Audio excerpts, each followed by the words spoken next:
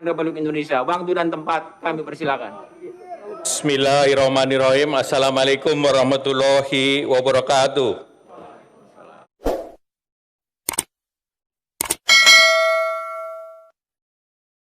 Dengan hal-hal yang telah kita sepakati Pak Ketua. Pak Ketua, interupsi. Sebentar, Pak Beni. Ini Pak. Saya tadi sudah berikan kepada fraksi Demokrat. Bukan, 4. ini sebelum dilanjutkan Pak Ketua. Nanti Pak Beni, setelah Tolong pandangan, Pak Ketua, sebelum dilanjutkan kami dikasih kesempatan. saya sudah berikan kesempatan Pak Beni. Tolong Pak Ketua.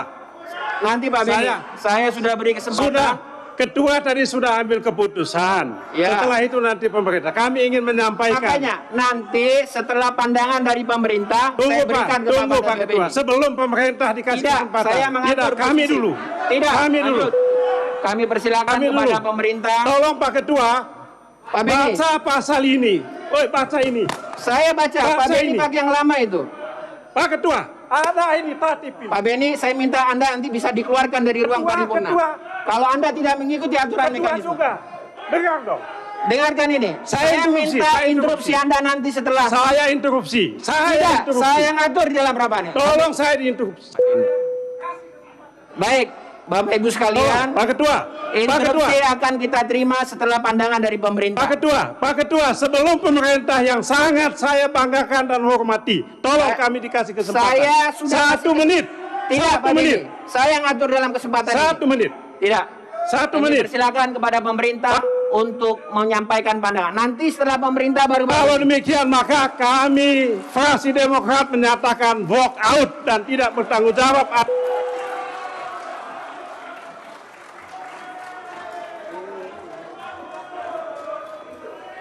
Baik, kami persilakan. Silakan pandangan akhir pemerintah.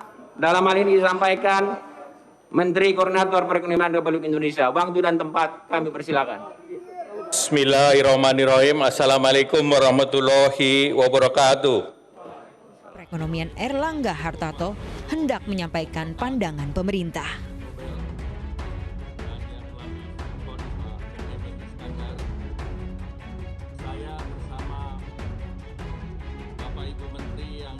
Pembahasan rancangan undang-undang ini hanya ketok saja, tidak ada diskusinya, ya, tidak ada diskusinya.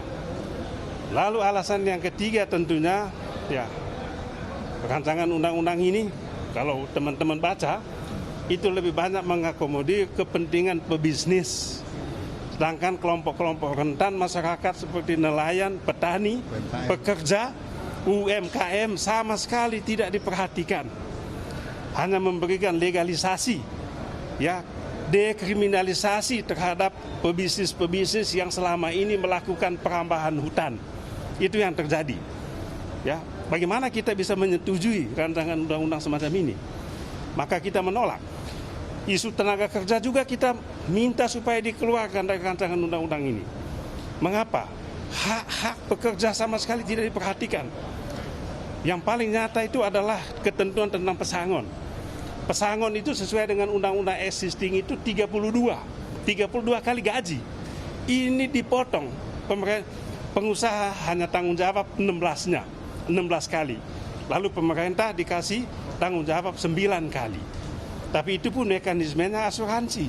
Coba bayangkan melalui asuransi jaminan kehilangan pekerjaan. Duit dari mana pemerintah bayar itu? Situasi ekonomi sulit begini. Ini yang kita dari awal tentang ini. Jangan dong. Jangan manfaatkan COVID ini.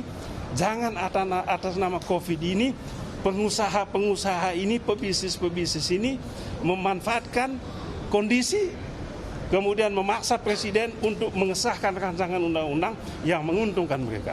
Setelah ini nanti akan ada PHK habis-habisan. Dan kalau PHK maka dengan undang-undang ini nanti pesangon akan dibayar jauh lebih murah.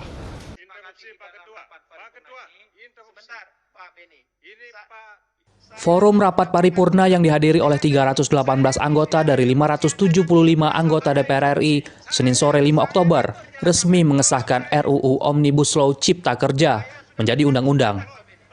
Rapat ini juga dihadiri oleh 11 menteri kabinet, di antaranya Menko Perekonomian Airlangga Hartarto, Menteri Keuangan Sri Mulyani, dan Menteri Dalam Negeri Tito Karnavian. Penyebaran COVID-19 menjadi alasan DPR RI untuk menggelar sidang paripurna pada hari Senin.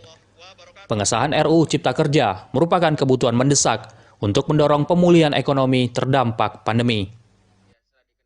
Telah kita ketahui bersama bahwa pandangan-pandangan fraksi 6 menyatakan setuju secara bulat, 1 menerima dengan catatan fraksi PAN, 2 menyatakan menolak. Sehingga berdasarkan mekanisme tata tertib pasal 312 dan 313 mengacu kepada pasal 164 yang disampaikan tadi, maka pimpinan dapat mengambil berdasarkan pandangan-pandangan fraksi di dalam forum rapat paripurna. Cocok. Bisa disepakati? Sepakat di luar.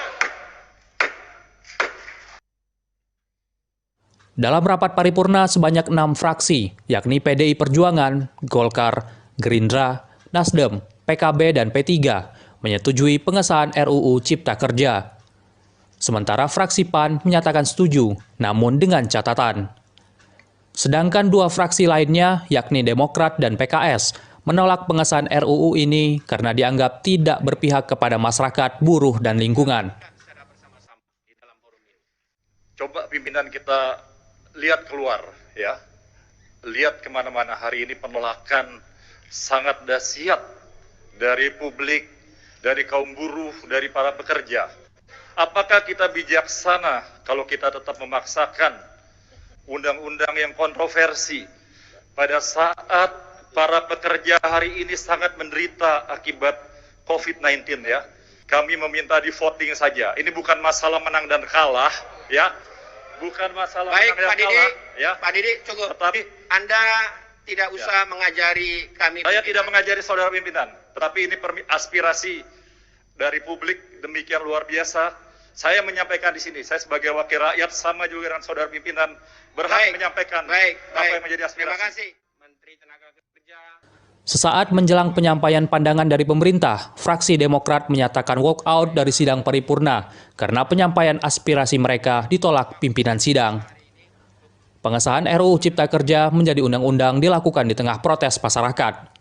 Mereka yang menyuarakan penolakan adalah kelompok buruh dan kelompok penggiat lingkungan hidup. Kelompok buruh menyatakan akan melakukan mogok nasional sebagai bentuk perlawanan terhadap tindakan DPR yang meloloskan RUU Cipta Kerja. Sementara Badan Eksekutif Mahasiswa Seluruh Indonesia menyampaikan mosi tidak percaya mereka atas sikap DPR yang menyepakati RUU Cipta Kerja dijadikan undang-undang. Dari Jakarta, Sugiharto Purnama, Kantor Berita Antara, mewartakan.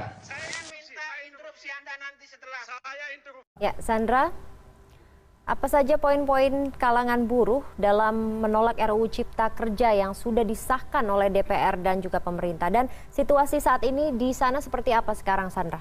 Silakan.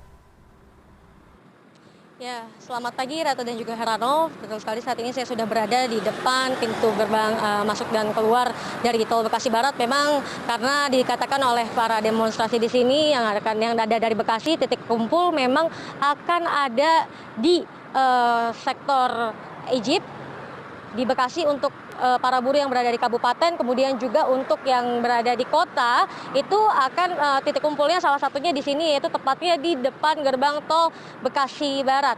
Dan memang dapat dikatakan bahwa ini merupakan gerakan mogok nasional, Ratu dan juga Ranov, di mana seluruh Indonesia kurang lebih akan ada 2 juta buruh di sini yang akan melakukan mogok kerja, kemudian juga demonstrasi di tanggal 6, 7, 8 untuk menolak